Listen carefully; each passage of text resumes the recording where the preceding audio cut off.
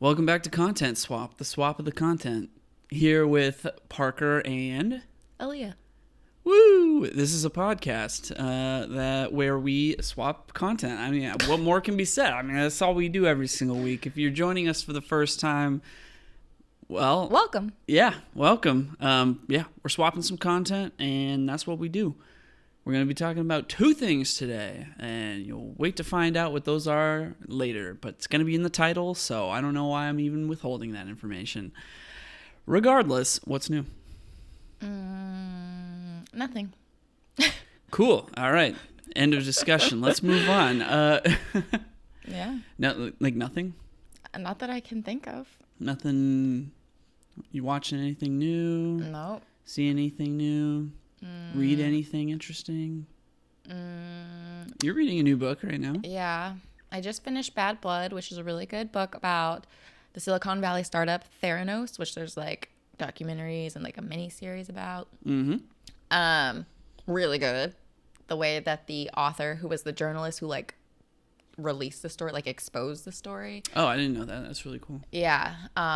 He did a really great job of writing it. It's written like it's a thriller. Like it's like very like fast paced. There's a lot of like people and it like I don't know, just the way he like chronologically told the story was really cool. And then at the end, he now puts like himself in it. He's like, all right, so this is how I'm tied to the story. And like, this is when I came into the picture and this is when I started investigating and like how I ended up getting this story told. Wow. Which is really cool. Yeah. Yeah. So finished that and I'm now reading Other People's Clothes, which is a new release. I'm not sure who the author is. I'd have to like look at the book, but I'm only about 40 pages in. It's interesting. It's interesting. I don't think I knew really what the story was going to be about. And I think it's a bit more of a complex story than I anticipated. So we'll see how that goes. Okay. All right. Well, the audience will be eagerly awaiting an update next week. Yeah. Yeah. All right. Sounds good. See, that was plenty of updates. I forgot. All those things happened. This week has just like flown by. This past week. Yeah, this past week really has flown by. Like, thinking about the fact that we even spent a night watching CHiPS, I was like, oh yeah, that was like a thing that we dedicated time to. And it just like, it was a blur. Yeah. Well, let's see. Any updates on my end? I started playing Metroid Prime Remastered. Fantastic game. Oh my gosh, it's so good. Originally released on the GameCube about 20 years ago. I never played it. I watched my brother play it. I thought it looked boring when I was a kid. And then now I'm an adult and they've remastered it and it looks super pretty and the controls are super, super buttery smooth. It's great. It's actually a really good game. It's got all the makings of all the things that I like in games, which is like you're in a place, but there's like a thing that you can't do yet. So you got to go look somewhere else until you eventually get an item that allows you to do that thing, and then you go back. So there's a lot of backtracking, almost to like an obnoxious level in some cases. But at the same time, I'm like, I love that. You know, I like won't let myself get bogged down in that detail because I do actually enjoy that as far as game design goes. So yeah, no, I'm loving it. I'm having a grand old time. Meanwhile, the Resident Evil 4 remake comes out next week. Very excited about that.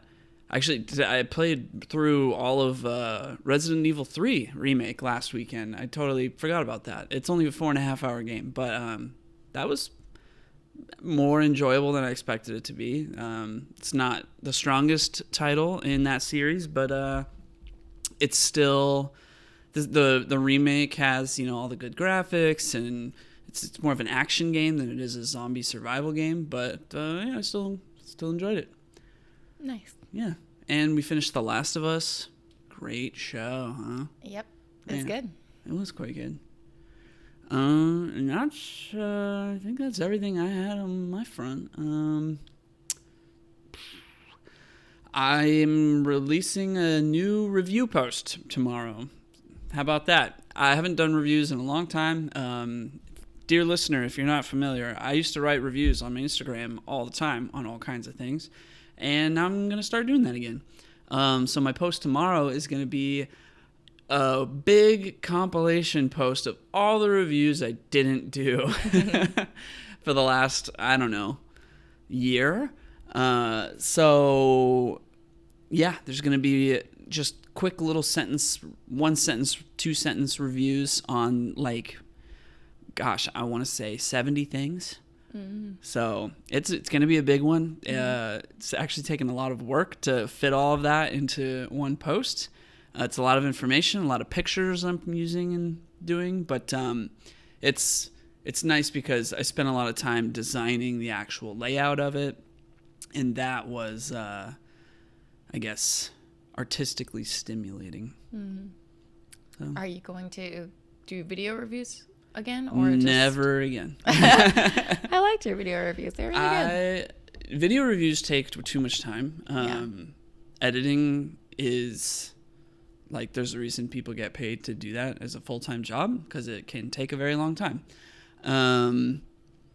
So yeah, I had that skill is there if I ever need it, but I don't foresee doing any more video reviews anytime soon.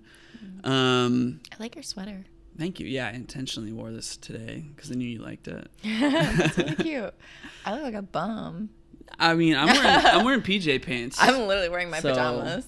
But it's my Twilight shirt. Yeah. So whatever. But yeah, anyway, the reason I'm going back to doing the reviews is just because I kind of realized recently how easy it is to quickly write a review. Like, my friends asked me, like, oh, what did you think of Fire Emblem Engage?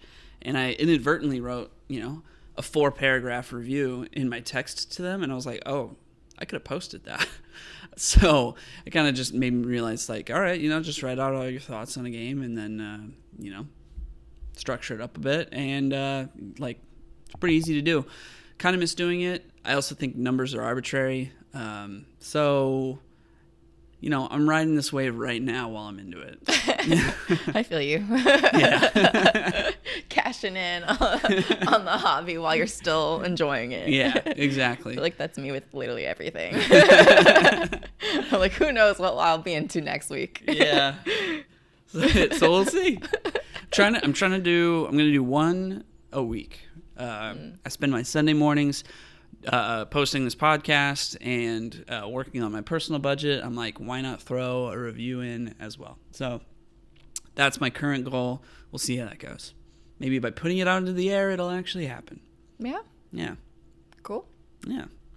All right. Anyway, so shall we continue into what we were talking about this week? Yes. So, oh, wait.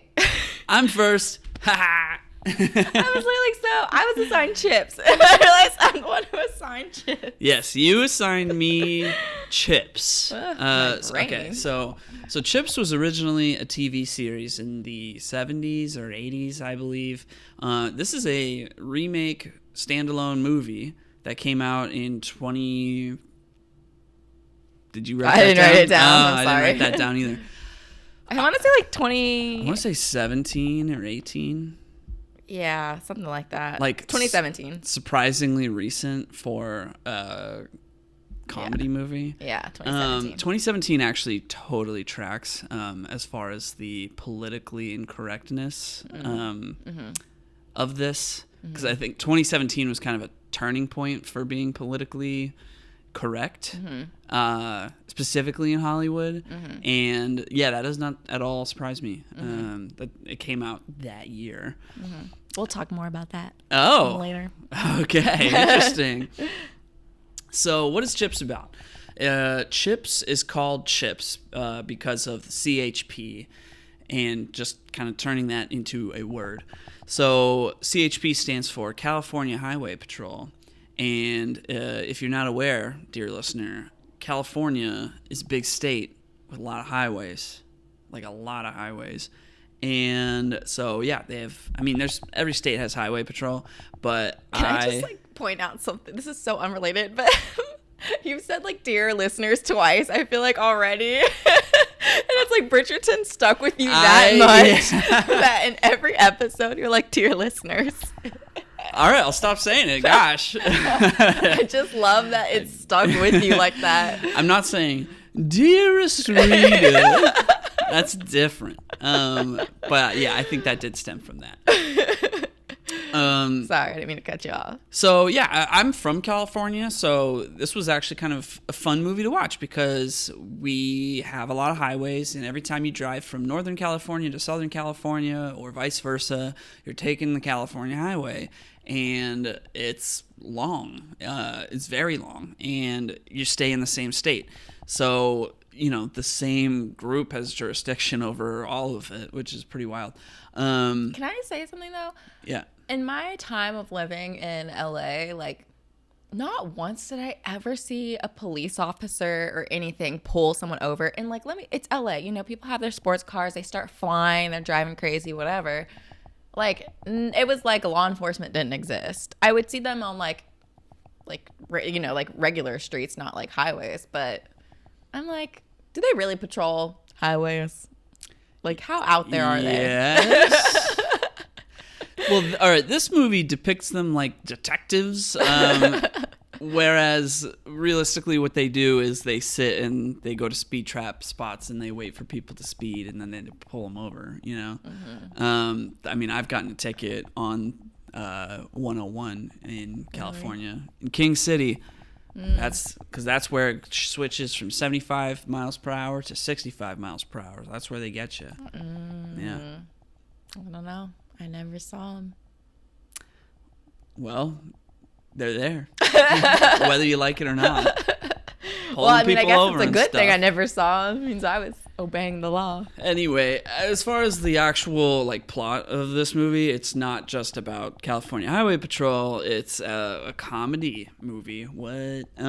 So it stars Dax Shepard and Michael excuse me, and Michael Pena. So Dax Shepard's character used to be like a professional motocross motorcycle stuntman. So he is actually in like the academy for the CHP, and he's doing it to save his marriage because his marriage is not going well, and he's no longer he's had way too many injuries as like a stunt performer, so he just can't do that anymore.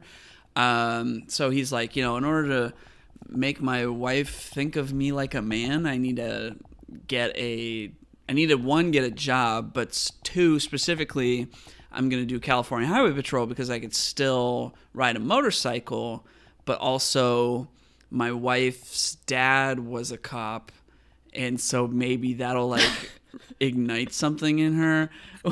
So weird. This whole movie is very questionable. So take that reasoning with a huge grain of salt in the sense of it's bad reasoning. Yeah, there's a lot of inappropriate stuff in this movie, so I'm going to really try to skirt around it as much as I possibly can.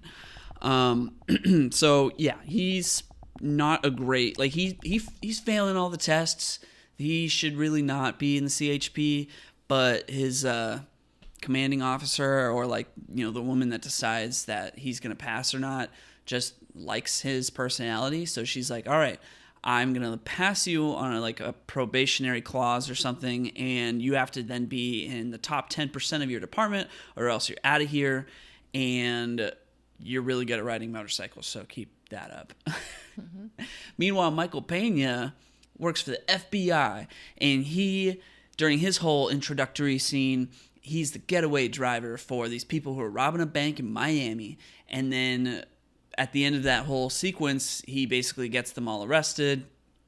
And in the midst of that, his the lead suspect that he's arresting does a backflip off of the car, and now has Michael Pena's partner at gunpoint, who's played by Adam Brody. And Michael Pena does not hesitate at all, and he just shoots at the guy, shoots his partner, but it goes through his partner and then hits the guy behind him, which is straight out of Die Hard with a Vengeance. No, not Die Hard with a Vengeance. Live Free or Die Hard. That happened in that movie. Anyway, so his partner's like, dude, you just shot me, and he's all upset about it, and he has to get surgeries and stuff. But anyway, yeah, Michael Pena, he's like, yeah, I'm a hotshot superstar, but he's also got a huge toxic masculinity problem. So He is, I guess, like, just keep in mind that he's an FBI agent because he ends up getting called to work undercover at the California Highway Patrol because somebody stole some money from an armored car on the highway in California.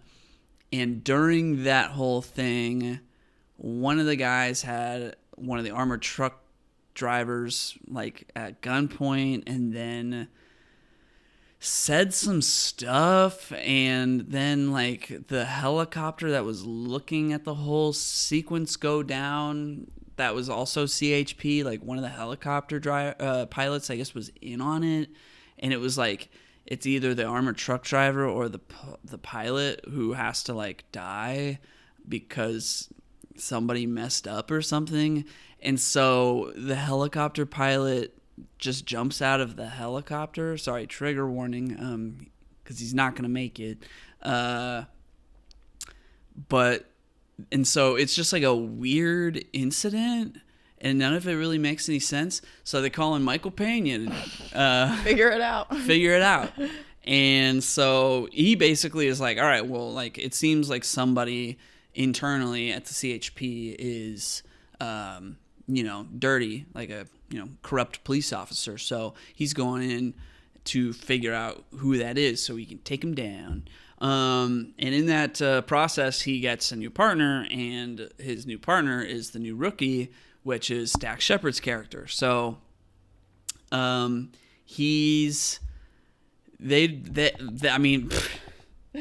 like don't get along initially. Like Dax Shepard is very like cool, collected, like very in tune with his emotions and asking Michael Pena kind of like personal questions about like his behavior and his feelings, and Michael Pena is just like ridiculing him the whole time, being like, nobody talks like that, who uses the word closure, and just being all like toxically masculine about all of their encounters. So then like Dax is just going really like ticket happy, trying to ticket everybody for every single thing because he needs to be in the top 10%. Meanwhile, Michael Pena is investigating things, and shenanigans ensue, investigations go down. It's a bit, honestly, like a tad too complicated for some odd reason to follow. But basically, one of the lieutenants, who's played by Vincent D'Onofrio, he's the corrupt cop, but turns out there's other corrupt cops who are in it, but he's like the mastermind, and he's the one doing all of it. And his son is like also a part of it, and his son has a heroin addiction, and so he's like trying to get this money so that they can leave California because he thinks it'll help his son beat his heroin addiction. And so they basically figured out that he was in on it, and then they try to take him down, and bonding ensues through the process. They become friends at a certain point through their shared experience of like getting mad at each other, but then like working together, but then doing favors for each other, and then like Dax saves Michael Pena's life at one point. All that stuff just happens, and then eventually it gets into a climactic scene where they need to take down Vincent D'Onofrio, and they take him down because he's got them at gunpoint, and he fires at Dax, and then Michael Pena like jumps in front of him to try and save him, which is kind of like a character development moment because Dax saved Michael Pena, and he was like, wow, I can't believe you did that. So now he's saving him, and when he like pushes him, the bullet ends up hitting Dax's arm, and because Dax has so many injuries from being a motorcycle stuntman, he's got like a titanium humerus, and so it hits his arm, bounces off, hits Vincent D'Onofrio in the head. Boom, bad guy down. It's all taken care of, and then they ride off, into the sunset on an ambulance, and everything's all good. And also, every single time, this is not related to the story at all, but like in the action sequences in this movie, every single time a car makes impact with another car, it explodes. So that's just something I wrote down. Figured I would mention it. And yep, that's pretty much all my notes. There's so much that happens in between everything that I just said, but it's like I don't even know how to explain it all. It's just an entertaining movie, so just like, sit back, buckle up, and watch as just hijinks ensue. Like really, like it's all just hijinks, like the whole time. Some of their dialogue seems like it wasn't even written. Maybe it was improvised. I don't know. So yeah, anything you'd like to say? Sure. Did you say did you like it? Did you? It's hard to say. I mean, like if you asked me how good is this movie, I'd say it's not very good. If you asked me like did I like it, I'd be like I'm glad I watched it. I remember when the trailers came out, and I'm like, that looks dumb. I'm not going to watch that. Especially like, in that era, 2017, this movie's releasing in a theater. I'm not spending money to see this in a theater. No way. Yeah. So actually, I think at one point I did write down in my notes, like this movie, would not do well at a theater, but on streaming, I feel like it could do pretty well. If they had released it like as a Netflix original or something, might not have done too bad. Yeah, I agree. Yeah. I don't really remember the first time I saw it. I mean, it was definitely streaming. I don't even remember it coming out in theaters. But yeah, I feel like the funny thing is I feel like this is the most like stereotypical like manly movie I will ever assign. Like this is this is for men. Like all of this. Yes. Yeah. I have like nothing else along these lines action wise. Like all I could give was like John Wick, and like you've seen all the John Wick, so I couldn't even assign that. So this was all I had in terms of like an action packed movie that would cater to a man's like the demographic. Cater to me. Yes. Yeah. Sorry. Words. So I just thought it was funny. I was like, oh, is this really the best I've got? But I remember seeing this movie, and like you said, it's not a great movie, but it did have moments where like you laugh out loud, and I just like distinctly remember those moments. And so it just became a movie that I've only seen it the one time, aside from now that I've seen it twice. And watching it the second time, it did seem more confusing than watching it the first time. Yeah. I think the first time I just like wasn't thinking too hard about it. I was just like enjoying the comedy.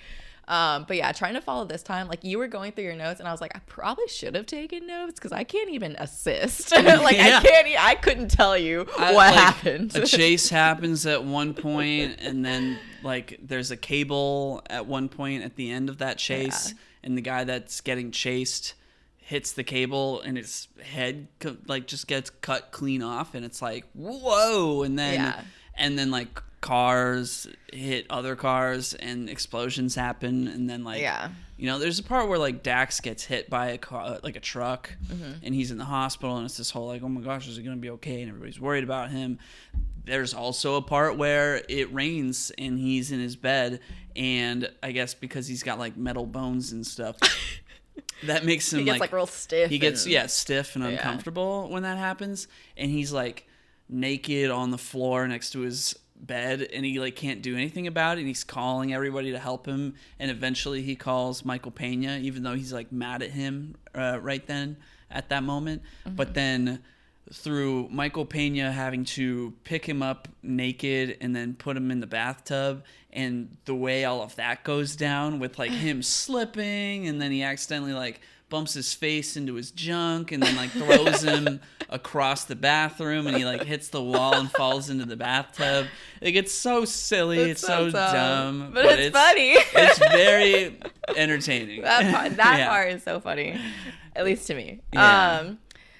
So in terms of like the explosions and everything, all of that was done practically.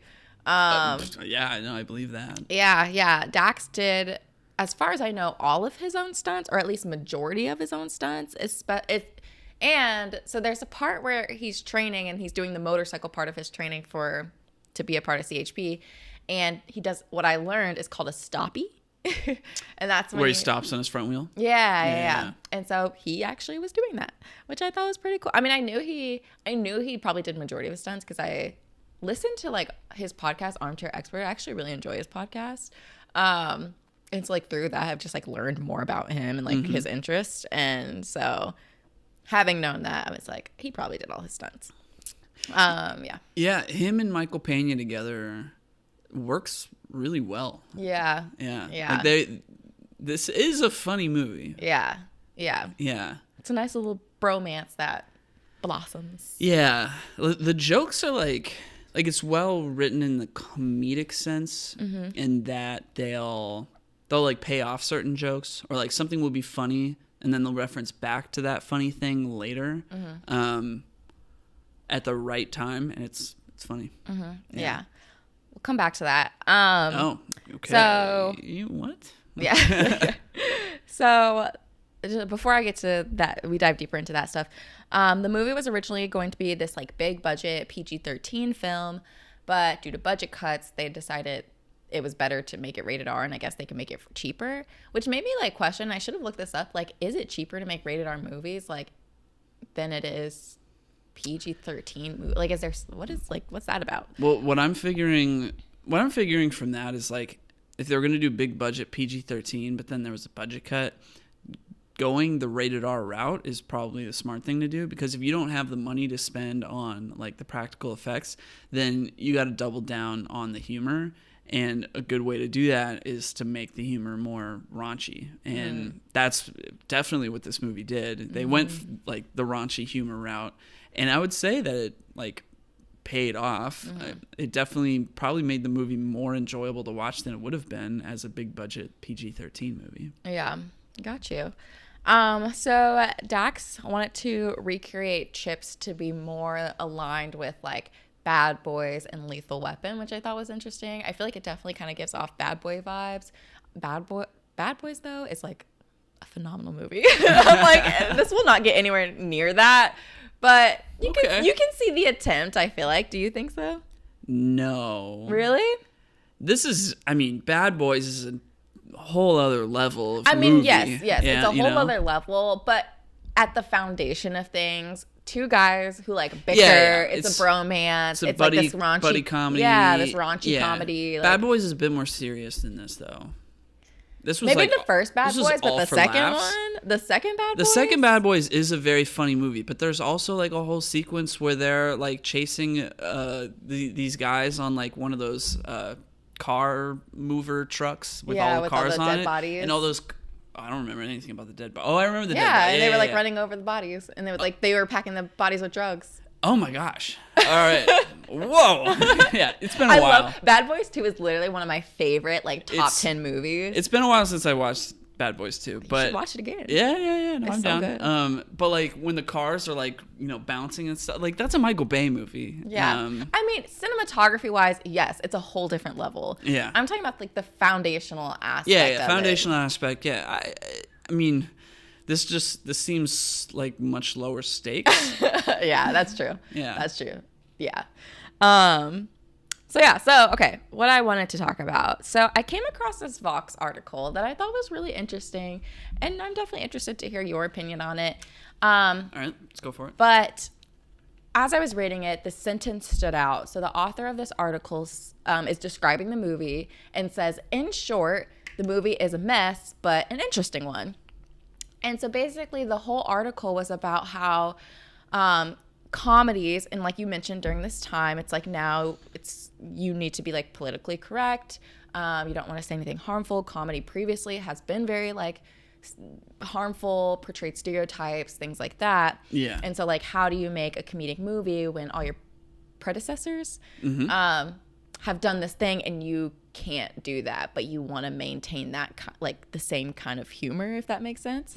And so this article was basically saying like Dax Shepard like tries to broach these like taboo topics and broach, you know, like this idea of like where there's a guy who's like very quote unquote woke, very woke, and then you're juxtaposing that with someone who's like very portrays toxic masculinity and like that interaction in a comedic way, and like you kind of start to get like you kind of start to see how it's working within the movie, but like towards the end they kind of drop that whole idea and like it falls to the background and they don't really talk about it anymore, is what this author wrote.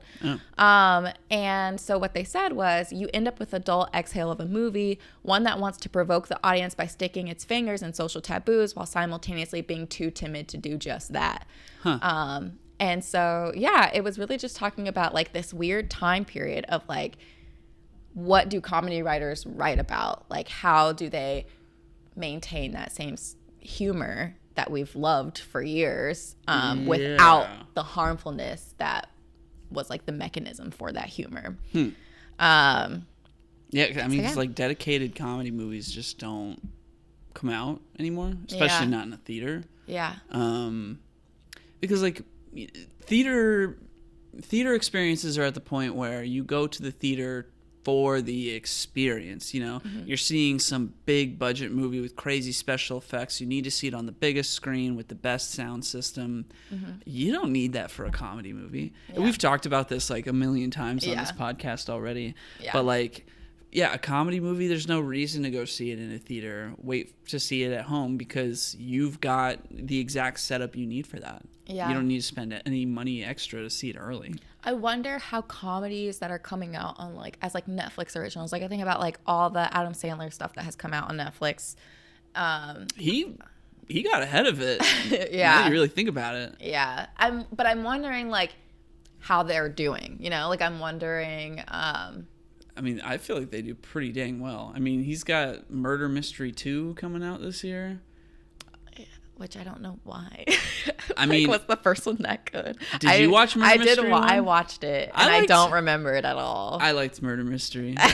I thought it was. I kind of like that. I watched it during 2020, and I kind of had like a brief Adam Sandler movie marathon, but like all the Adam Sandler movies that he'd made in the last like 10 years that I didn't see, and I really like enjoyed it. Yeah, I watched that one. I watched, what is it, Hubie Halloween or whatever? Oh, no. Yeah. No. I like, my go-to Adam Sandlers are 50 First Dates and Just Go With It. I love Just Go With It. Yeah, so like I didn't see Just Go With It until like 2 or 3 years ago. Yeah. I mean, I like the classic Adam Sandler movies, like The Waterboy, Billy Madison, Big Daddy. I love Big Daddy. Mr. Deeds. Big Daddy's more of like a serious kind of. Big Daddy does get serious at the end. That was actually like my first Adam Sandler movie. Yeah.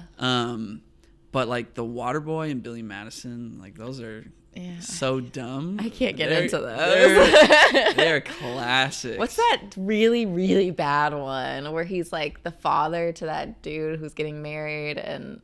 is that the Andy Samberg movie? Yes. That's My Boy. I think that's what it's called. I hate that movie with a passion. I didn't see it. Oh, it's so bad. Oh my gosh. Maybe I'll assign it just for like, you'll have to sit through the torture of it.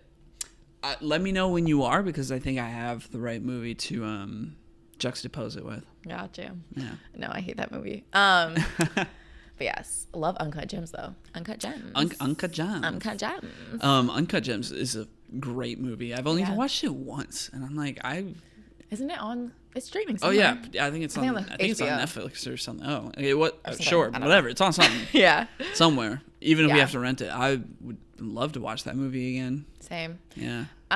Anyway, not about Adam Sandler. So CHiPS. I mean, that's really all that I had. There really wasn't too much information. Yeah, it's a weird movie. It's not the greatest, but like, If you're ever bored, it's a good watch. Yeah, you put it on in the background. I'll watch it in the background. I think I learned car movies don't do it for me, but I do love movies with people on motorcycles. I don't know why. It just seems more impressive to me. I'm gonna find like the Fast and Furious equivalent, but for motorcycles, and then we'll see what you think. That I don't know if that exists. They all seem to focus on cars. Yeah, and it's like seen it, there's done like it. Torque. That was a movie that came out. Red Line. That was a movie that came out. Not the anime Red Line. That movie slaps. But there's all these like Fast and Furious wannabe movies. But I think that's why I enjoyed Akira so much. You know, they had like the Oh, bikes. they had the bikes. Yeah. I mean, those bikes are cool. They were so cool. Yeah. I don't know. I think I'm a motorcycle gal. Wow. Learning more about myself. Anyway, shall we move on? Yeah. I have nothing left to say about CHiPS. I don't either. This might be a real short episode. Whatever. Perfect. All right, so moving on. What did I assign you? What was I'm looking at the title of your note there, so I'm going to quiz you. The title of your note just says Xbox. So what was this called? It's literally going to say I was assigned the Xbox documentary. Okay, it's called Power On, the Story of Xbox. Got you. Yes. That. When did it come out? I want to say last year or the year before. Oh, wow. Yeah. So very recent. You would know if you finished it. Because it comes to present day in the last episode. Oh my gosh. Whatever. I got close. I know. Okay. Before we even say anything, would you finish it? Sure. Wow. We have one episode left? Yeah. I might as Only well. like 30 minutes left of that one episode. Yeah. Yeah. So yes. Wow. Well, let's see how the rest of this conversation goes. Okay, so what's it called? Power On, the Story of Xbox. Yeah, you can just call it the Xbox documentary. Yeah. So pretty much the Xbox documentary starts from like the conception of Xbox all the way until present day model of the Xbox. So really the first half of this docuseries is the parts that I was very interested in and I really enjoyed watching. That's what I said you would enjoy last week when I assigned it. Yes. Towards the later end, I was like, okay, I don't really care. So that's where I'm at. Those two feelings. But I'll talk a little bit about, I guess, the beginning parts more than than the end parts. So basically, first of all, obviously Xbox is Microsoft. So it all starts with just like the conception of Microsoft and like Bill Gates founding this product that was super popular. Microsoft Office materials, all that sort of stuff. It's productivity software. Yeah. You know, no wonder they made so much money. Yes. And they've got like operating system, Windows. Yeah, exactly. Which it's baffling that Bill Gates was like 27 when Microsoft's all this happened. Well, like when Microsoft like made all of its money. Yeah. I mean, he was one of those college dropout guys, you know? Oh my God. It's literally, I wish I had the brains. I wish I had like the engineering skills, the just like creativeness to do that because like it is wild. I feel like lately I've been reading just like a lot about like Silicon Valley startups and just like diving into that world because it's just so interesting to me. And I'm like, what is it? What's in the water? Is it like, is it just they're the product of like wealth already? And so they have access to resources that like then allows them to like do these great things or like what is, I mean, I'm sure that might be part of it, but like. Well, one thing to keep in mind is that Microsoft is not based in the Silicon Valley. It's actually based in Redmond, Washington. Oh. Yeah. So what's in the water in the West Coast? Still in the tech world. Yeah. The tech industry. Sorry, not to be like, it's not in the Silicon Valley. Well, isn't a lot of stuff in Washington? Like, isn't Amazon in Washington? Yeah, Amazon has presence in Washington. Nintendo of America's headquarters is in Washington. Yeah, so they're like baby Silicon Valley. Yeah, if you couldn't fit in Silicon Valley, then you go to Washington. Yeah. Nintendo actually did have like a subsidiary building in Redwood City in Silicon Valley, and I know Amazon's got facilities in Silicon Valley. So, Wild. All that. Yeah. Anyway, within Microsoft, there was a small team called DirectX, and it was about a team of 4 or 5 people. I can't exactly remember. Yeah. And another interesting thing is that Microsoft as a company was so large that it's like they had teams doing work, but like no one was aware of like what the teams were actually working on.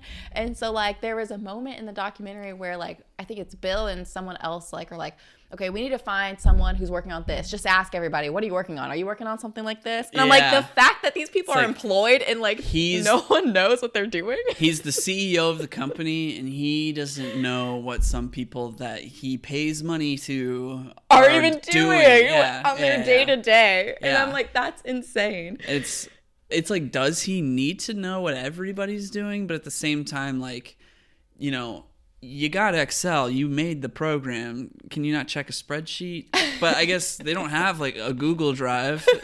So, like how do you share that spreadsheet? You would think like there's team meetings. There's like, you would think that even if it's not Bill, because like he is the CEO. So like he could have someone operating under him who like reports to him, but like somebody who's giving him like okay, we have these teams, they're working on these kinds of things. We have these teams. I mean, it's so large. Like you got to keep in mind that this is pre like internet the way that we use it now. Yeah, like they had the internet, but they weren't using it to like communicate the same way that we do now. You don't need it. But at the go to the office and just say, "What are y'all working on?" Yeah, but they got.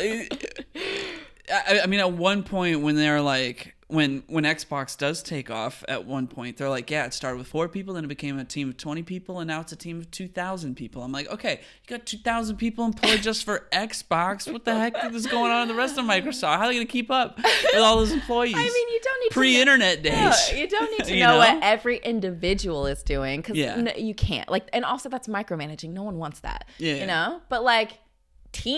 Every person is a part of a team, some team, and so you probably want to have a sense of what they're doing, especially if you're paying them, and also this is your company and you want to be successful. There's a part later on when once they've actually got the concept of the Xbox figured out and they're like working towards launch, and Bill Gates is meeting with Bungie, the developers of Halo.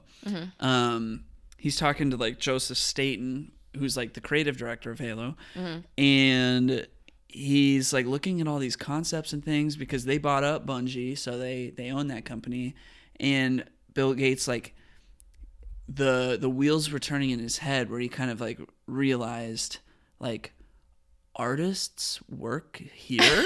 Yes, he literally has no clue what's going on. Oh, like my company employs artists. Wow. Like so wild, that's pretty wild. That's so wild. I feel like my Virgo self could never. Like I need to know what everyone's doing because if you're like wasting everyone's time, then bye, which is probably pretty harsh, but got a company to run, Yeah. So anyways, so we have this team called DirectX, and it's a team of people who really enjoy gaming and want to get into the gaming business through Microsoft. And so they want to create they were kind of like creating games on their own, but they decide they want to create a gaming system, like a console system. Yeah, they were kind of like asking themselves questions about like, if we've taken over the office space and, the den, or I don't even know. But they're like, well, what if Sony takes over the living room and Sony's got the PlayStation? Then what do we do? Yeah. And so they decide like they need to use their Microsoft connections, get meetings with people to try and like pitch this idea. But no one within the company really wanted to get into this space. And no one really wanted to meet with the DirectX guys. And so basically, they finally pitched the Xbox to a guy named Ed, who had like a little more clout within the company and could kind of get them to the right people. Yeah. So that's what he helps them do. Now, the PS2 comes out. And so... Phenomenal system. Yes, we still have ours at my parents' house. And so... Hold on, I'm trying to like remember my notes. So the PS2 comes out and they like are like, okay, we really need to like branch into the gaming world. Like we could be successful here. And they talked about like using some, oh my gosh, I'm like not going to be good with this. You know, just say words and I'll correct you. They talked about using like a piece of tech that's already a part of like Windows. Yeah. And using that to create the hardware for the gaming console. Yeah, let me fill in some of the blanks there as best as I can. They're basically saying like, oh, we're going to take Windows, which is the Microsoft operating system, and we're going to put it in a gaming console so that when you press the button, it turns on and it's, you know, it's instant and it's running on like our framework. And that also like at one point they like jerry-rigged a small thing to get Windows to start up like instantaneously, and usually I guess they talk about how Windows back then used to take like 3 to 4 minutes to start up, and then this guy got it to start up in like 3 seconds, and like a light bulb goes off in Bill Gates' head. He's like, why doesn't Windows boot up like that all the time? Yeah, so hold that thought. Yeah, we're not there yet. So the PS2 comes out, and when this announcement happens, Microsoft higher ups are like, they're at a leadership conference and they're like, oh, like maybe we should take this, you know, jumping into the gaming world pretty seriously. And so this is when Bill Gates is like, all right, teams, what are y'all doing? Anyone doing something like this? Like, what do y'all have? Yeah. And so DirectX is like, boom, this is our in. This is what we can do. However, there was apparently another team who was also trying to create a console and thinking about this thing. So they essentially have a meeting to battle it out as to like who is going to get the honor of actually creating a console. Yeah, that other team, I don't know if they were focused on creating a console so much as like they were already working in the PC gaming space, like through Windows. I think it was called like Windows CE. So they were already involved in like the gaming space at the company, and they were the only like dedicated project like for that specifically. But then here comes DirectX, and they're like, they incepted the idea of making the console. But because they already had a team working on gaming, they were like, all right, well, you know, let's duke it out between the guys who came up with the idea and the guys that are actually doing this work for the company right now and see who makes the better pitch. Yeah. So in this pitch meeting, it was super intense. And I realized Bill Gates is scary. You see this little man and you're like, look at him. And then this meeting was like, oh my gosh. Like he's just screaming at them. And so basically they're battling it out. They're like, you know, trying to pitch why they should do it. And what happens is the DirectX team brings that prototype. Yeah, they brought a prototype. Yeah, that you were just talking about and showed how fast it booted up. And that's when Bill Gates was like, oh my gosh, what? Like, how did you just do that? Do it again, do it again, do it again. Turn it off, turn it back on. And so that wins them the opportunity to actually see this idea through. Yeah, the Windows CE team realized they were like way unprepared for that battle. Yeah. You know, they were like, we brought a pitch to a demo fight. Yeah. And I love that one of the guys was like, yeah, they were like, oh, it's not fair. If we would have known we had to bring a prototype, blah, blah, blah. And he was like, you just gotta like do it. Yeah, like, it's like, well, they did it. Yeah, nobody like, they didn't told them to make a prototype, but they did. Yeah. They showed that initiative. Which, really, really neat. Yeah, scary. That stressed me out. I'm like sweating thinking about it.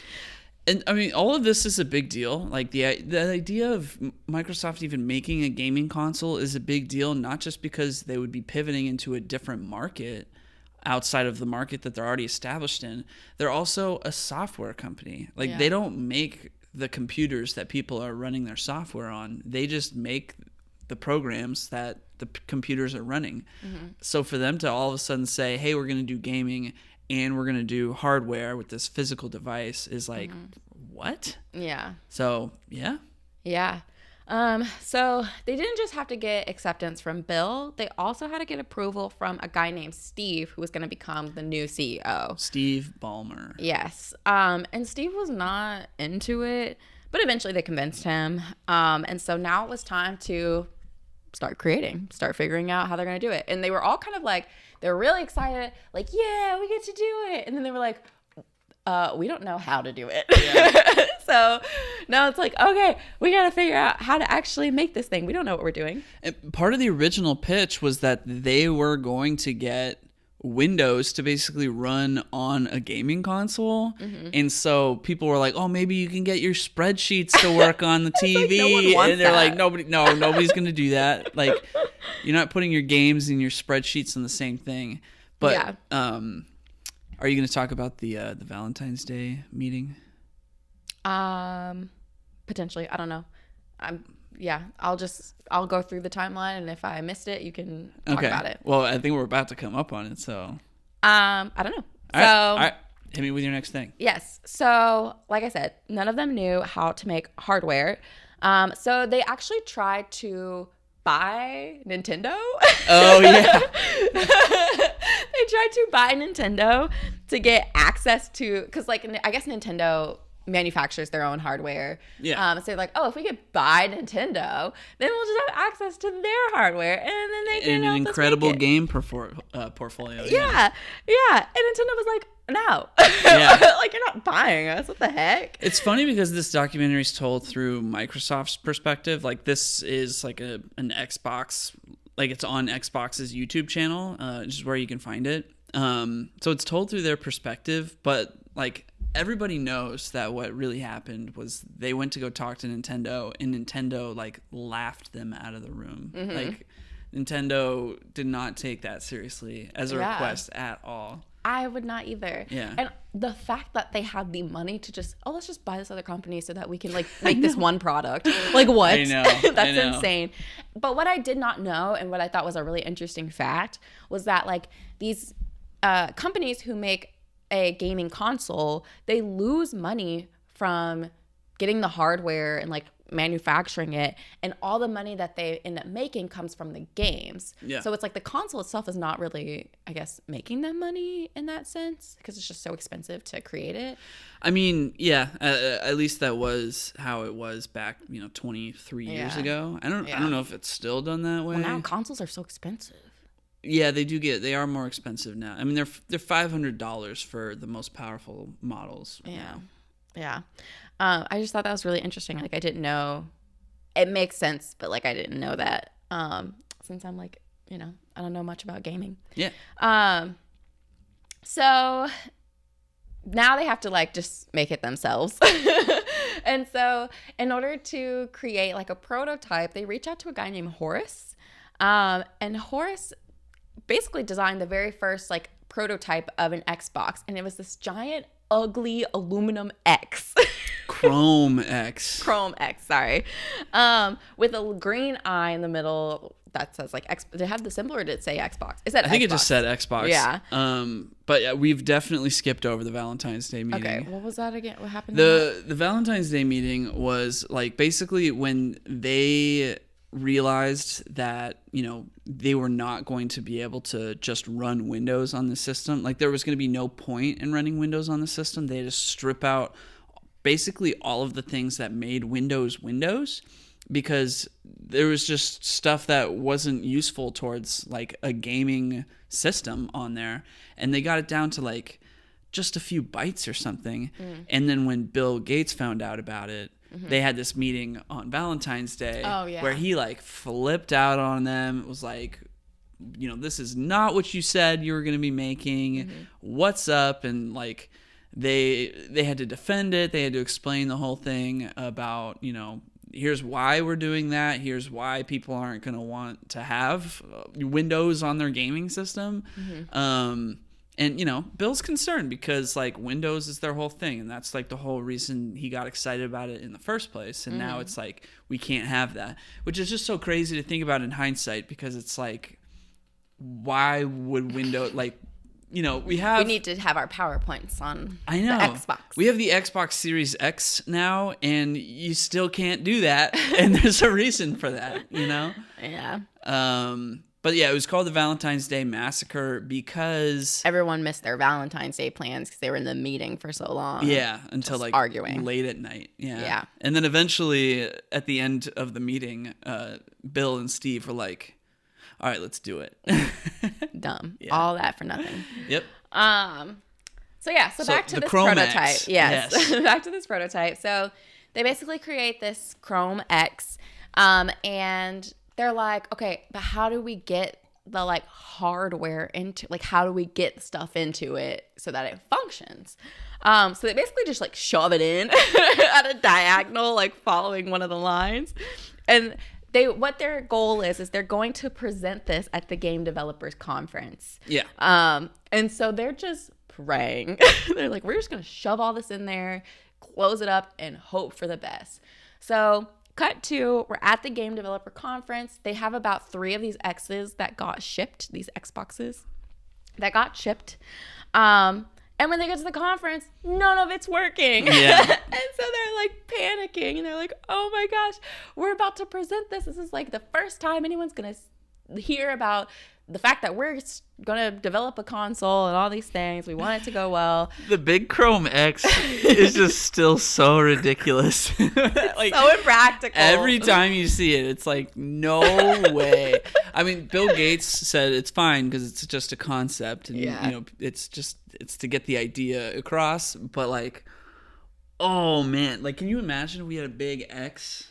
No. Yeah. I hate that box. Yeah, we have the current Xbox, which is like a big fridge. It's so dumb. It's like, who thought of that? Sorry, no offense to that person. I hope I'm not like canceled from the. No, Xbox is fully embraced the fact that their new system looks like a fridge. They even went so far as to make a real fridge that looks exactly like it. So they're in on the joke. Okay, I'm like, I don't want to be blacklisted in case I ever want to step into the industry. Yeah. So the boxes aren't working. There's a guy named Seamus who is a part of this DirectX team. Seamus Blackley. Yes. And he, by some miracle, gets one of them working. And they show the demo and everything goes well. So at this point, now they are, now they kind of like have the like hype over developing this gaming console. They can really like take the time to create it. It's funny that you say that because no, they did not. Oh, how much time did they have? Well, because they unveiled it, I think it was at Game Developers Conference in 2000, which is like March or February. Or yeah, it was.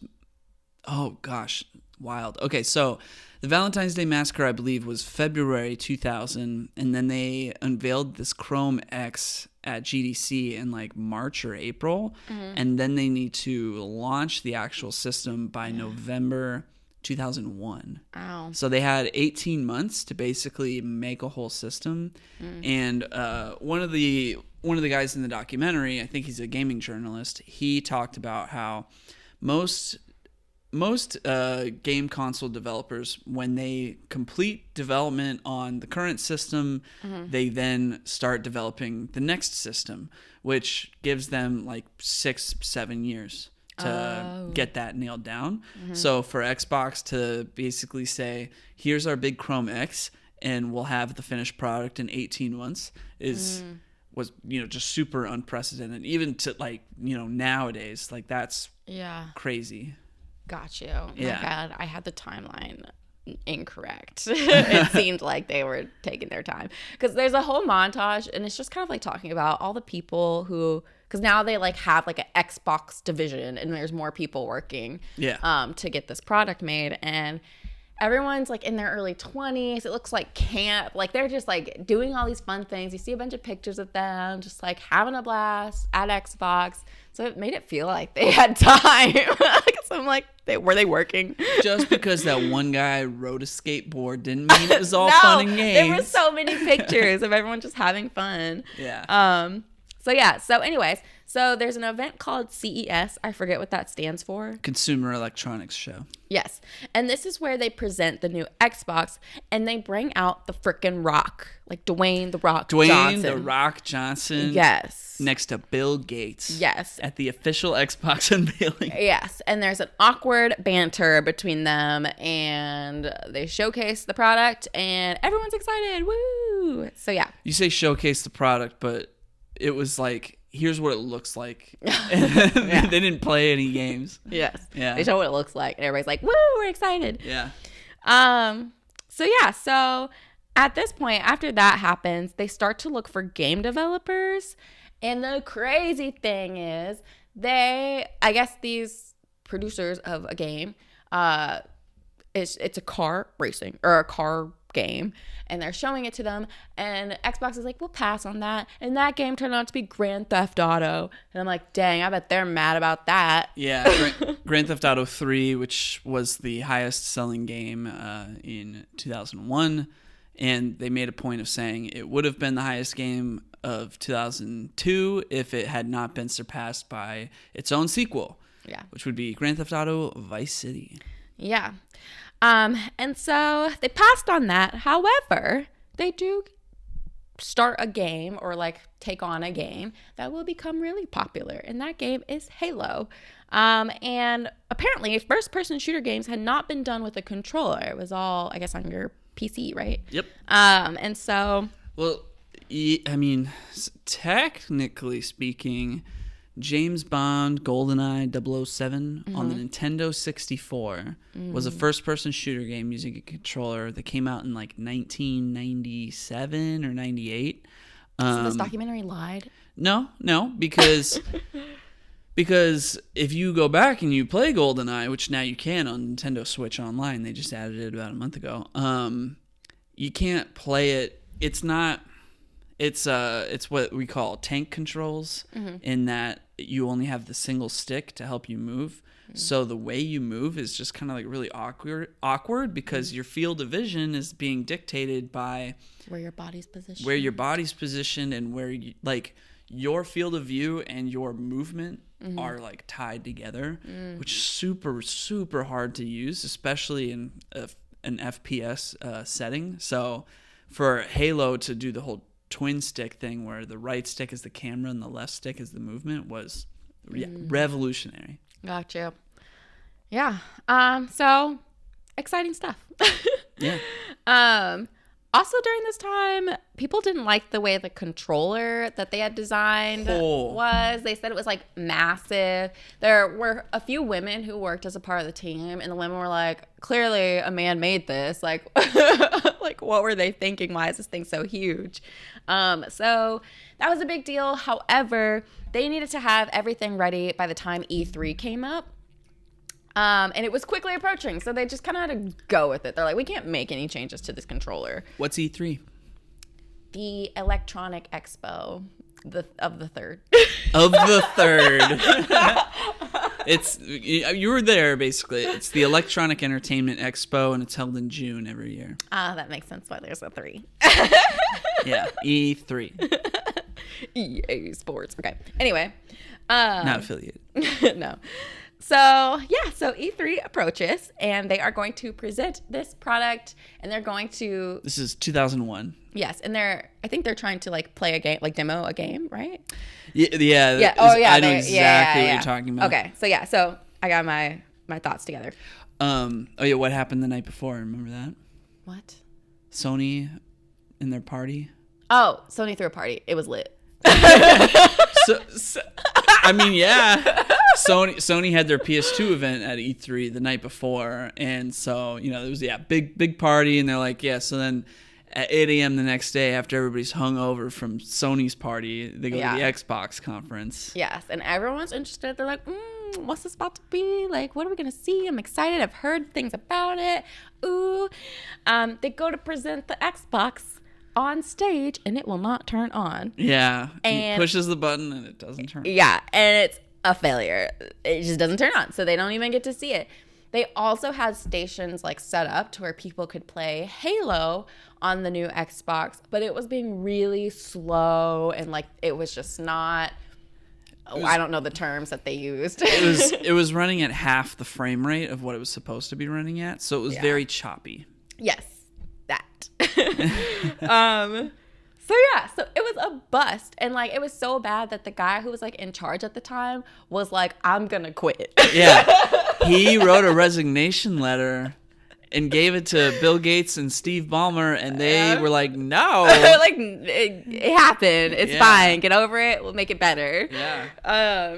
So yeah, honestly, props to them for like encouraging him to stay and not being like, "Yeah, you failed. Bye." Because based on that meeting where Bill was yelling, that's how I thought that would have went. Oh my gosh. I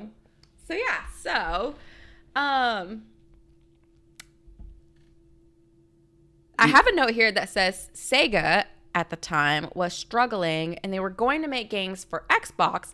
However, after everything went down at E3, they were like, "Oh, maybe not," right? No.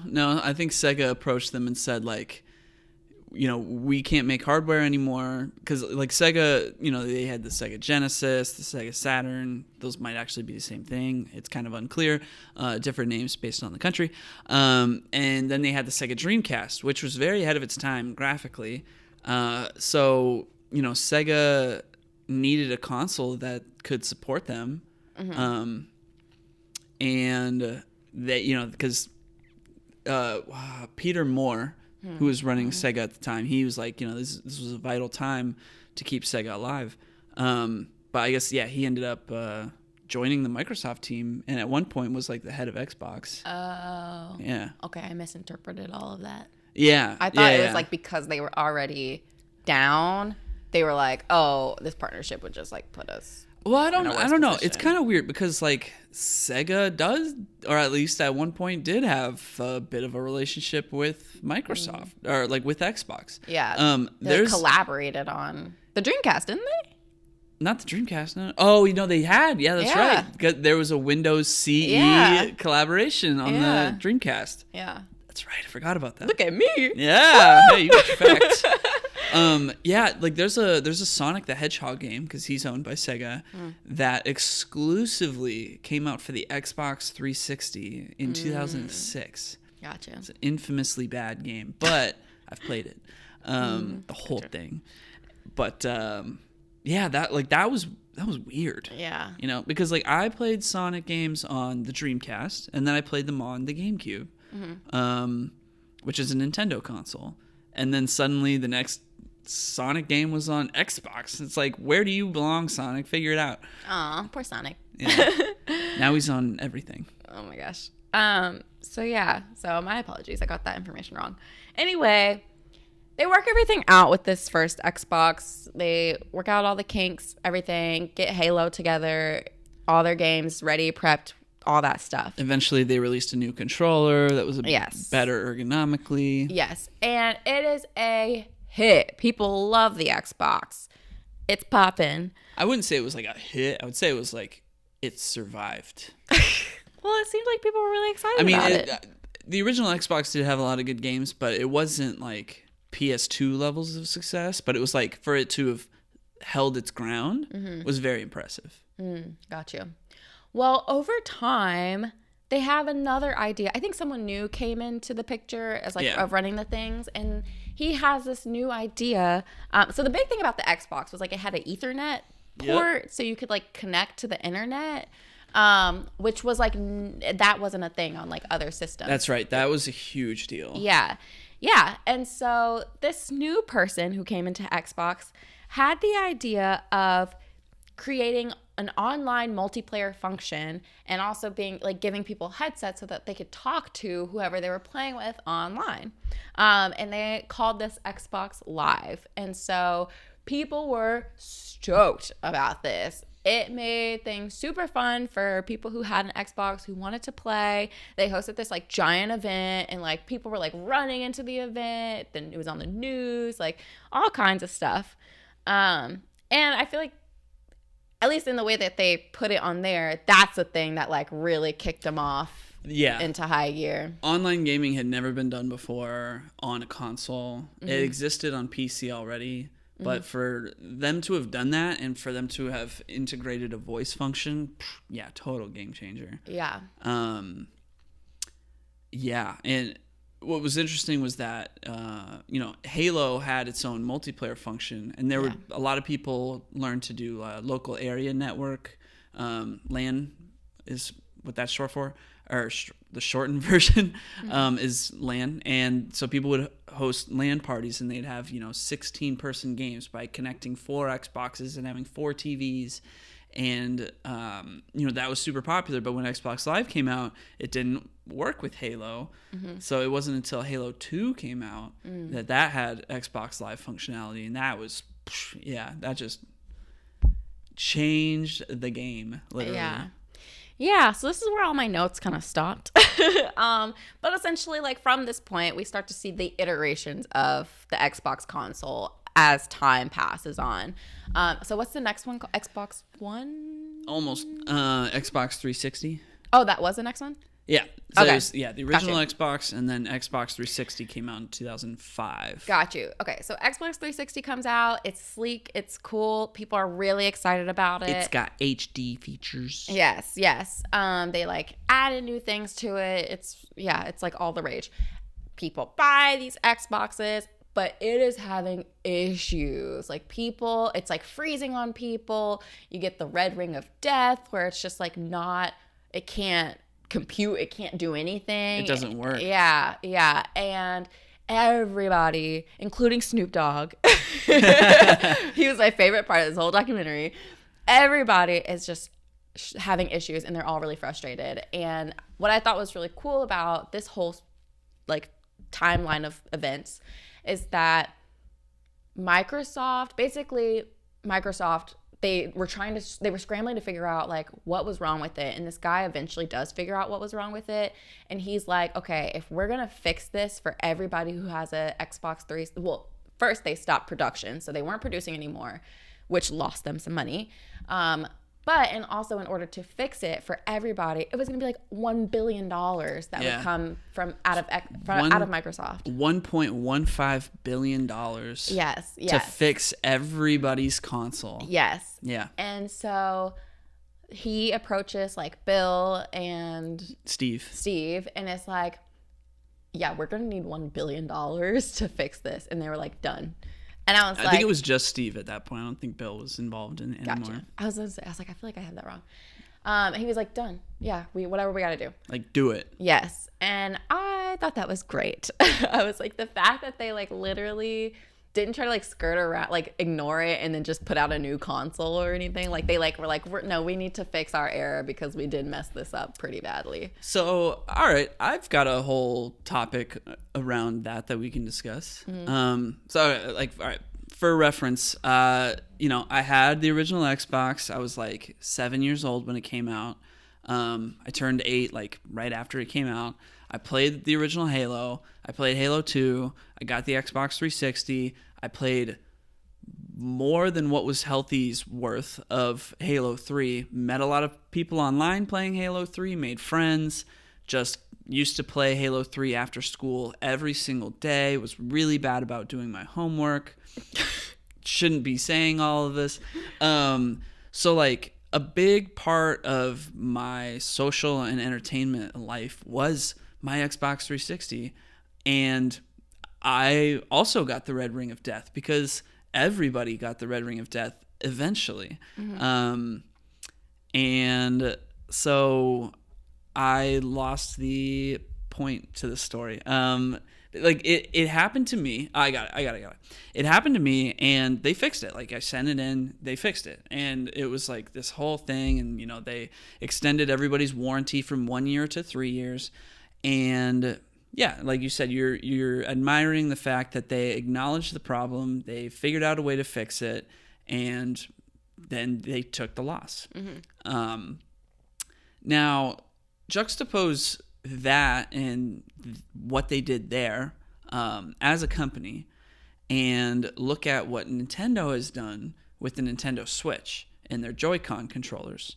So Joy-Cons, notoriously, the sticks, they eventually hit a point where the sticks start to drift. And drift in this case means like the stick will be completely still, but the game will be reading movement. So like there's an option screen that you can go to basically see if your stick is drifting or not. And if you leave it alone and it shows that the stick is now like reading input to go down, it's like, oh crap, my stick is drifting. And this is extremely relevant because my original Super Mario Odyssey Nintendo Switch red right Joy-Con this week started drifting. It already happened on my left one years ago, and I replaced it myself. But my right one just started doing it. So now you can see over there, I have the neon one on the right instead, because my neon right stick is not drifting. So, what do you know anything? Is this your first time hearing about this? About sticks drifting? The Nintendo Switch Joy-Con stick drifting. Like, did you know about that before? No. Okay. Well, what do you think Nintendo has done about this? Nothing. They've done nothing. But they've barely acknowledged it. And there's been like a lawsuit and everything. But my one, like, here's a question I have about it. Is that something that just with any controller, not just Nintendo, will happen naturally over time? Like the more, like as you wear it out, you know, is it like a wear and tear kind of problem? It is possible. Like, yeah, there's a wear and tear component to it where that can happen with really any controller. It's the fact that at this point, like it's happened to everybody. Almost everybody. Like the Joy-Cons. I've had my Joy-Cons since, they came out. Like it happened to both of my original red Joy-Cons. It hasn't happened to my neon ones because I don't use those, because I use the red ones because I like the red ones. But I mean, you talk to anybody who has a Switch with Joy-Con controllers, it's happened to them. My only thing with that is, like, if it is a wear and tear problem, and if it's something that, like, you can easily replace yourself, then I wouldn't see why Nintendo would have incentive to fix it, because you just replace it. That's the thing. It's not easy to replace yourself. I mean, yes, I can do it. There's like, when I did that, I watched a YouTube video. I had a kit that the YouTube video recommended. And I had to like flip switches and take components out and put it back in and flip the switch back. But it's like, it's not a simple process. And there's a part where if you're not careful, you could just snap the whole thing and break it. But like, so how long did it take for your first Joy-Con to have that issue? 3 years. All right. That's a wear and tear problem. To me, that's just like a maintenance thing. Like, you think about your car, right? You got to get oil changes. Like, if your car gets messed up because you didn't get an oil change, that's not on the car. Like, it's not on the company. It's like you need to maintenance it. Like, there's just some things that but over time you got to like. I've had my PS4 controllers since 2013 when that console first came out. And your controller, one of your controllers was drifting. My PS5 controller did have. Yes, it literally. Actually, we were on the couch and you were like, "Oh, my stick is drifting." It's just a maintenance thing. It's a wear and tear thing.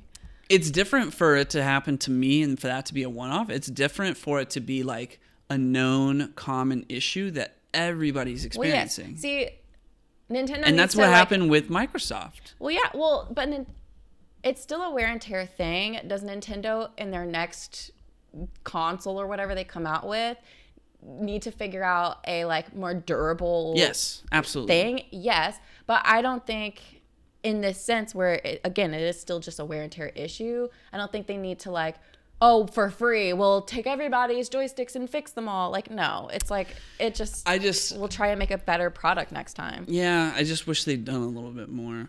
I mean, no shade to Nintendo. I love their games. I'm extremely passionate about that company. They're great. They make great products. They make, the best stuff on the market.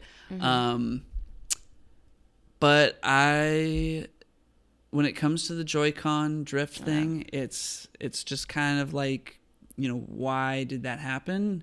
Yeah. And, I respect the way they do business, and, they're not going to acknowledge it if they don't have to.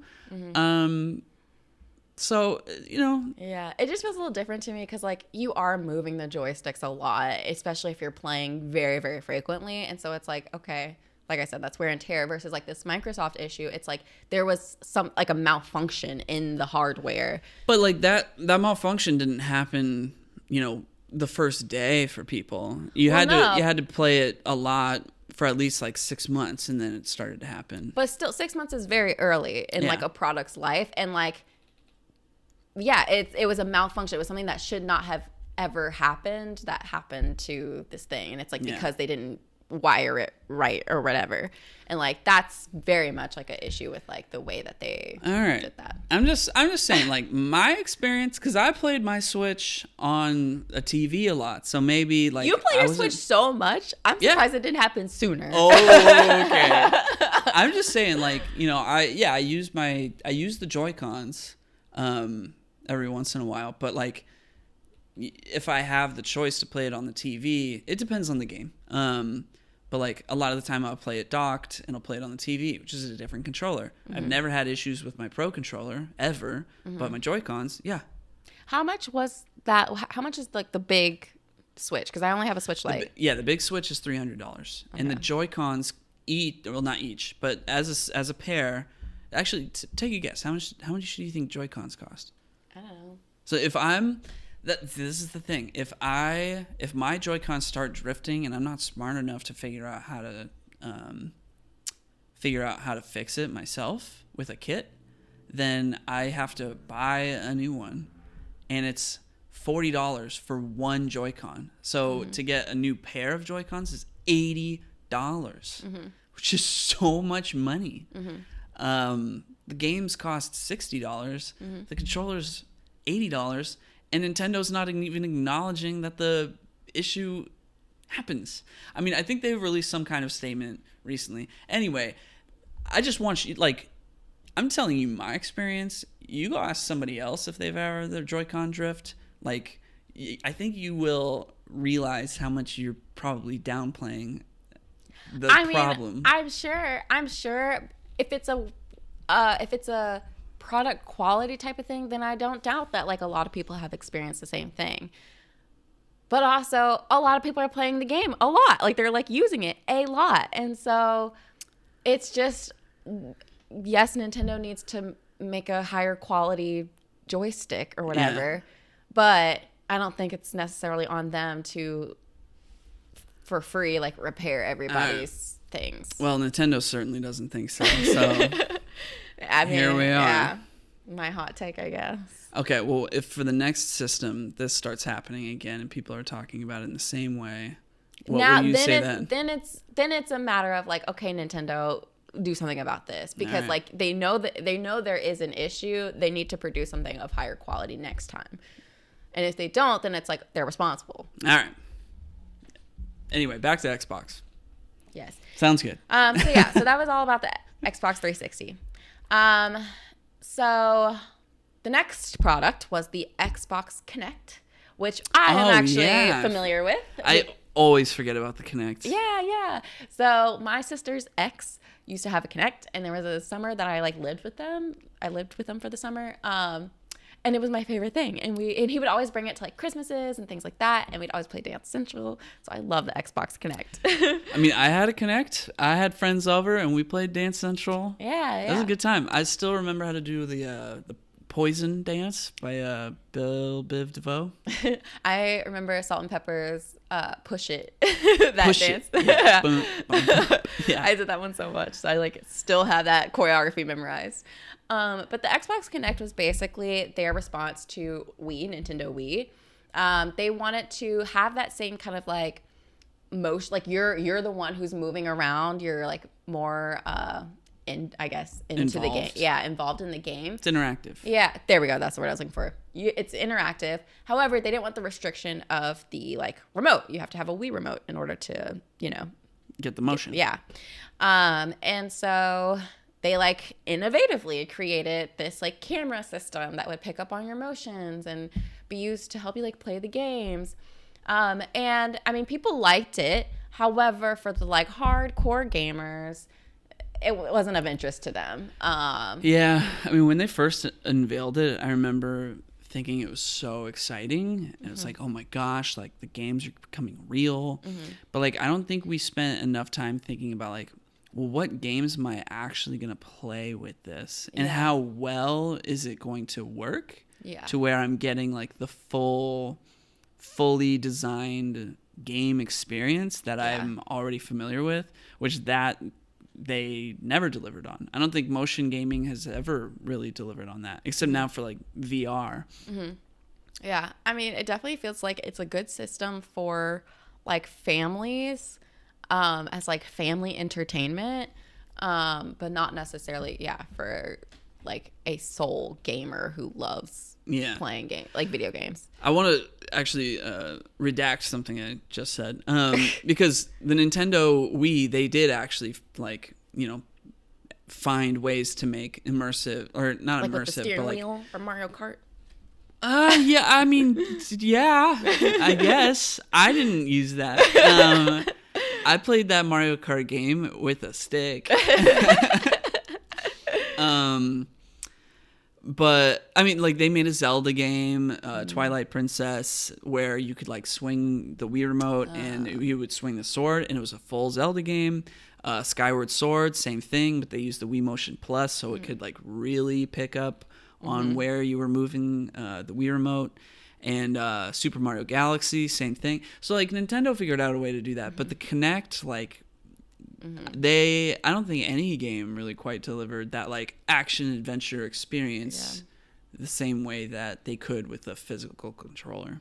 You know what I think about? I think of like the Wii, and when it first came out, we're so excited. So you're like standing up, you're bowling, you're playing tennis, like as if you're really playing. And then over time, you're just on the couch, like just doing arm motions. Like you're not even up and being like doing movements. You're just like lazily playing tennis while sitting.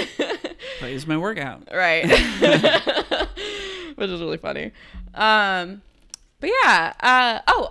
Also a note, which I forgot to mention, was that Xbox was also one of the first gaming console systems to bring streaming services onto the console. Which, that was a big deal. I did not know that. And so that's really cool that you could, like, they had, like, when Netflix was still, like, a mail system where you could, like, get DVDs mailed, like, they had some Netflix movies available on Xbox and things like that, which is really cool. I remember the first time I watched the movie Goodfellas was because it was one of the few movies that was available through that Netflix streaming service. I mean, the process was wild. I had to like ask my mom for a Netflix password, sign in on a laptop, and then like I don't even remember. It was just like I had to select the movie on my computer, and then it like started playing on the Xbox, and I remember thinking like, is this illegal? Like this feels weird. How am I able to do this? How am I watching this movie right now? Yeah. Wow, times have changed. I know. Times have that changed. was like 15 years ago. That's wild. Yeah. I never got Netflix like mailed DVDs. It was just Blockbuster, and then when those started disappearing, Redbox, and that was it.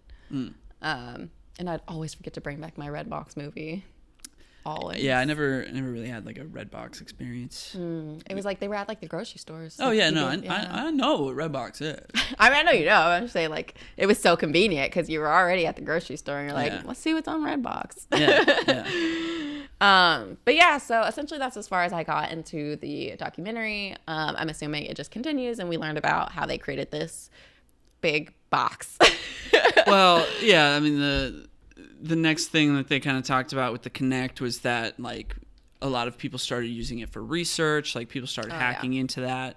I mean, the Kinect was a very revolutionary device, and it did actually help in a lot of research, and to a degree like people still use that technology today, which is fantastic. On the other side of things, they unveiled the Xbox One. That's kind of the part that we're at right now, where they unveiled the Xbox One, and the whole thing. I was like, I knew there was an Xbox One. Yeah. The Xbox I thought I made One, that up. which is a terrible name, because now I have to refer to the original Xbox as the original Xbox, and I can't call it the Xbox One because that's technically Xbox 3. So confusing. But there's the Xbox 360. Don't confuse it. Gosh. So the Xbox One, when they unveiled that, they really like emphasized marketing it as like a home entertainment console that would connect to your TV. And it was this whole feature where you would connect your like direct TV through the Xbox and then the Xbox to the TV so that you could have your TV guide available on your Xbox. And I remember that feature, and it worked. I don't think it worked very well. I think you're just asking for like unreliable things to start happening when you're integrating with a whole other type of technology and like connection. Like, you know, you're talking about cable at that point rather than just the internet. So, you know, I mean, yeah, the whole big thing was that when they unveiled that, they didn't show any games. And so all the people that play Xbox, like, I mean, literally like play Xbox, they had nothing from that conference because there's no games to talk about. And that's ultimately what really kind of led to Xbox One's struggle was that lack of like first party developer content. So like that's why PS4 versus Xbox One, PS4 won that generation hands down because Sony was putting out such amazing games and they had a lot of great exclusive game deals with like different companies who were exclusively releasing their games on PlayStation. Xbox did not have that, which in the documentary they didn't. They then will get into how that's when Xbox had to then pivot and they came up with the idea of Game Pass, which is basically a subscription service for games. So that gave people, even though the library was not as great as what you could get with PlayStation, you could pay less money and play more. And that, I mean, they're still using that model now, but now Xbox is, because they're backed by Microsoft, they've bought a lot of different studios. They bought a ton of independent studios. And so now they're able to get more games coming out that are exclusive to the Microsoft brand. I mean, they acquired, I want to say ZeniMax, which owns Bethesda and Obsidian, and both like Bethesda makes the Fallout games. They made Skyrim, which are like fantastic games. So now like the next Starfield, which is the next game from Bethesda, is coming out as an Xbox exclusive, whereas every other Bethesda game before came out on both systems. So, you know, that's basically what Microsoft started doing, is buying studios so that they could have games to come out on their system. And now their whole thing is that if you have Xbox Game Pass, then when new first-party games come out, you can play them day one on Xbox Game Pass. That's like in all the advertisements, like play on day one with Xbox Game Pass. And like, I mean, really smart business decision. That's kind of the whole reason I have an Xbox, because it's the Game Pass machine. There's so many games that are just available to play on the Xbox. But that being said, most of the games I'm playing are either on my Switch or on my PS5. You know what I was just thinking about when you were talking about that? I had like, so I didn't start like purchasing. The only gaming system I ever had growing up was my Nintendo DS and my Game Boy. Those were the only two. And then we had a PS2 that was my dad's, but like I never touched it. And so I never started buying games until I was dating my ex years back when I was in undergrad. And I thought that games came out on all systems. So I thought like, oh, you want to play Mario Kart? Well, there's Mario Kart for Nintendo. There's Mario Kart for PS. There's Mario Kart for Xbox. And I thought they made all games just like they had a different version for any console. That doesn't make any sense. I didn't know. I thought games were just like games. Yeah. Like not owned by, you know, these separate companies. I never understood that. And so I probably went into GameStop or something looking for a game and be like, oh, do you have it on this? And they were probably like, that it doesn't come on that. I'm sure they get that all the time. They're like, well, we've got the Xbox. Yeah. So which Mario games can I play? And I'm like, shoot, I need it for PS4. Yeah. You're probably like, this girl's dumb. But now I know so much more. So I will not look dumb again. That's hilarious. I love that. You're basically that mom that comes in complaining that her kid can't play the Mario Kart on the PlayStation. Literally. And I would be in GameStop and I'd be like, this thing is $60. Like, I have to pay $60. And I remember at one point he wanted this 2K that was like a special edition. And I asked the person, I was like, okay, well, I want the special edition. Like, how much is that? And they were like, $100 something bucks. I was like, just because it has Kobe on it? Like, what? Like, whatever was on it. I mean, yeah, I was kinda. like, why? Why? Highway robbery. Yeah, I don't really buy like special or deluxe editions of games anymore because it's basically extra money that gets you access to the soundtrack on your console, which like, why am I going to do that? You love music though. No, I do. Yeah, I listen to it on YouTube or on Spotify. That's true. Like, why do I need to pay extra for it to listen to it on the console? Yeah. Or it'll come with like an art book, which I've bought plenty an art book in my day, and I don't know why I ever did. I don't know. Like, no shade to people that do buy those deluxe editions, but most of them, it's like you get 3 new items in the game that, you know, ultimately aren't going to affect the core experience of the game, so you don't need them. And if they do affect the core experience of the game and you do need them, that's bad design. And yeah, you get an art book. Maybe you get a statue. I did buy the Injustice DC fighting game, like the original Injustice for the Xbox 360. I bought the collector's edition for that, and it came with a statue. It was like Wonder Woman had the lasso of truth around Batman's neck. Yeah, and I bought like the Persona 5 special edition, which came with a Morgana stuffed animal, which I still have, and a bag like that had the Academy logo that the main character went to in the game. I still have that bag in the closet over there as well. But I remember when I bought that, this is such a tangent. I remember when I bought that, this guy who was like outside the GameStop, he like asked me like, oh, what's that? And it kind of like, cause I had this big thing, and you know, inside of it, there's a stuffed animal, there's a bag.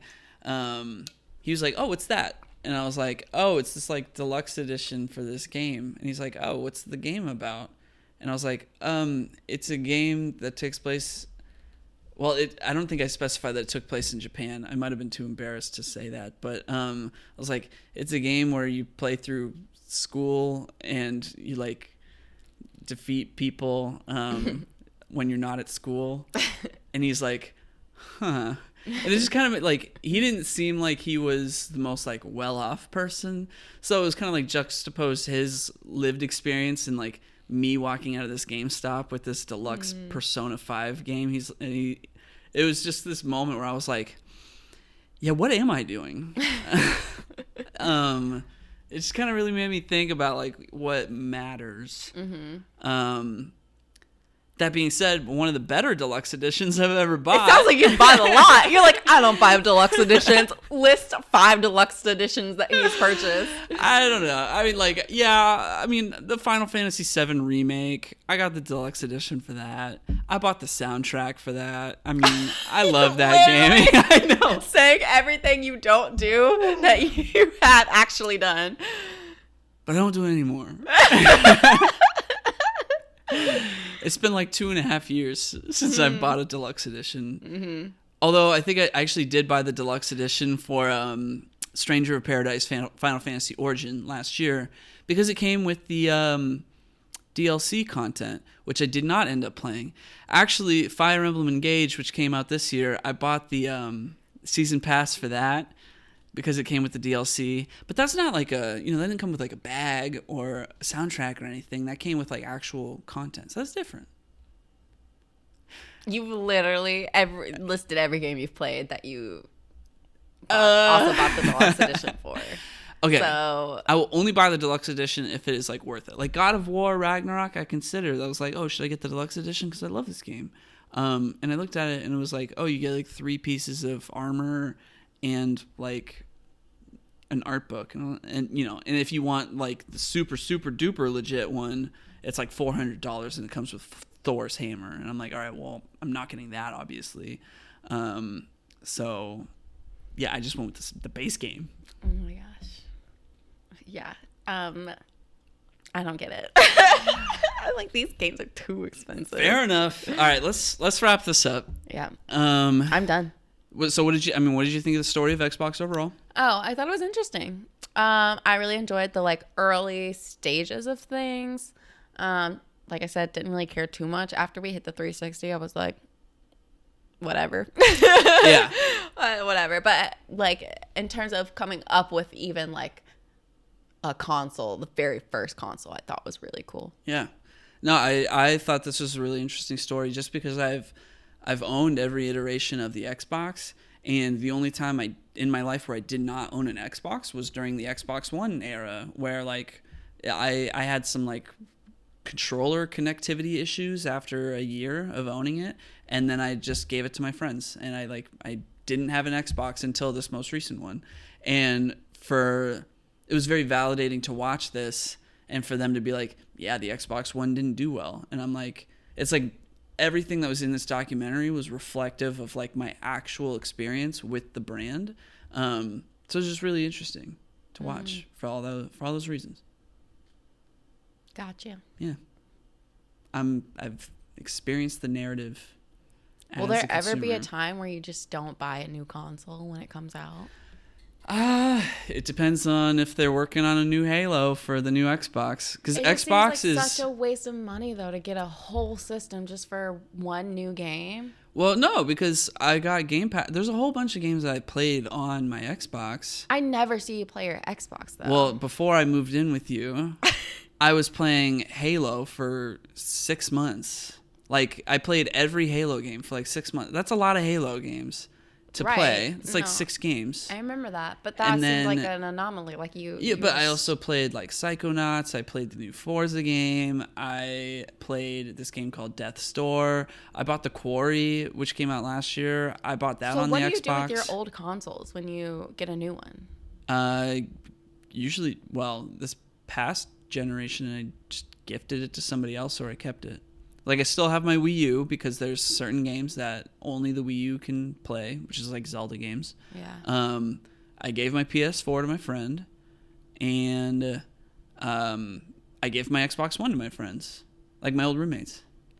You should if you do end up buying a new Xbox, whatever, you should donate it to like a children's shelter. Yeah. Or something. Yeah. Like if that Xbox that I owned ever becomes like obsolete because I got a new one, yeah, of course I'll donate it. Like that only makes sense. Yeah. Yeah, but that's not. We're only 2 years into the current generation of hardware, so it's not going to be for at least another 5 years before that happens. It's just a lot. It's a lot. It's good for 7 years. It's only $500, and I put hours and hours and hours into Halo. Like I probably put like 300 hours into Halo on that machine alone. Mm-hmm. So that is worth my purchase, 100%. She just gave me a face. I guess because I'm not a gamer, I don't get it. And I was telling you, like how my dad wants a PS5, and my mom's like, no, it's so expensive, and like you're like just for it to sit there, you'll be fascinated with it for a little bit, and then you won't touch it. And like I don't know, I feel like the people around me just like they're just so expensive, and so like you can't really get the new ones every time, and you just have to like kind of take what you have. Okay. So it's honey, do you know anybody in your personal life that plays more games than I do? No, I'm not saying it's like I'm not trying I don't think I need to justify my purchase here. I play a lot of games. I'm not trying to judge you. I'm not trying to judge you, and I'm not trying to shame you and like say like be negative about the fact that you have all these systems. But I'm like it's it's so wild because I that's just like not the world that I've lived in. And so I'm like, to see you have all these, I'm like, oh my gosh, like that's a lot. I mean, yeah, when we moved in together, I said I was only going to keep like one console out in the living room, which has turned into all three. So, like, you know, I get that. Mm-hmm. At least it's not a big Chrome X. I mean, these are big. These are big console. They take up half of the console. They table. take up about a Chrome X worths of space. Yeah. All right, let's wrap it up. Yeah. All right. I mean, should we just get into assignments? Yeah. Okay, cool. You want to go first? Sure. So since it is March Madness, I wasn't going to assign this movie because I mentioned it last week, but it's March Madness, so I figured perfect time. I want to assign you Uncle Drew. Oh, cool. Yeah. Uncle Drew. Sweet. Yeah. All right. Tight. All right. Sounds good. Looking forward to it. Mm-hmm. So because I guess John Wick Chapter 4 comes out next week, I'm going to give you a Keanu movie. Mm-hmm. Have you ever seen Speed? Mm-mm. Sweet. I've always wanted to watch it because I feel like I watched an interview where Sandra Bullock was like, I had such a big crush on Keanu Reeves when we made Speed. Yep. Keanu Reeves and Sandra Bullock. Ooh, and you've just stolen a piece of trivia. I knew that too. I'm excited. I love Sandy. Cool. And I love Keanu. Yeah. No, it's a fun movie. Yeah, it's entertaining for sure. Cool. All right. Next week we have Speed and what did you say? Uncle Drew. Speed and Uncle Drew. All right. See you then. Bye. Bye.